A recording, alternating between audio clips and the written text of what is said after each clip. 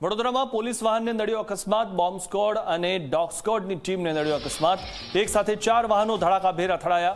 Police વાહન અને dumper વચ્ચે સર્જાયો અકસ્માત। ત્યારે ઘટનાની જાણ થતાં નવાપુરા પોલીસ દોડી આવી હતી અને ઘટનામાં કેટલાક પોલીસ કર્મીઓને ઈજા પણ પહોંચી।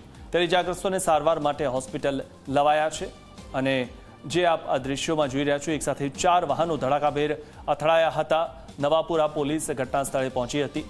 આ વિશે વધુ માહિતી મેળવી અમારા સંવાદદાતા રવિ અગ્રવાલ પાસેથી। રવિ, જે આ પોલીસની ગાડીઓને અકસ્માત થયો છે, કેવી રીતે આ ઘટના બની હતી, શું વધુ માહિતી? બિલકુલ, વાત કરવામાં આવે તો વડોદરા શહેરના રાજમહેલ રોડ પર પોલીસની ડોગ સ્ક્વોડને જે વાહન છે તેનો અકસ્માત થયો છે। આખી ઘટના એવી છે કે એક સાથે 4 જેટલા વાહનો એકબીજા સાથે અથડાયા, જેમાં 4માંથી 3 ગાડીઓ પોલીસની હતી અને તેમાં પોલીસના જવાનો બેઠા હતા। પોલીસના વાહનો અને ડમ્પર વચ્ચે અકસ્માત થયો છે। એકાએક ડમ્પર ચાલકે બ્રેક મારતા પાછળથી આવતી પોલીસની જે વાહન હતા તે એકબીજા સાથે અથડાઈ અને તેમાં પોલીસના કેટલાક કર્મચારીઓને ઈજા પહોંચી છે। કેટલાક કર્મચારીઓને ઈજા પહોંચતા સારવાર માટે હોસ્પિટલમાં ખસેડવામાં આવ્યા છે। અકસ્માતમાં પોલીસ વાહનને પણ નુકસાન થયું છે।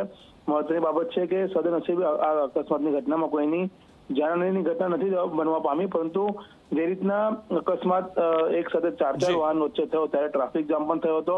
આ અકસ્માતની જાણ થતાની સાથે જ નવાપુરા પોલીસ ઘટનાસ્થળ પર પહોંચી આવી અને આખી જે પરિસ્થિતિ હતી તે સંભાળી અને ઈજાગ્રસ્તોને સારવાર માટે હોસ્પિટલમાં લઈ જવામાં આવ્યા હતા। અને હાલમાં આભાર રવિ, માહિતી આપવા માટે।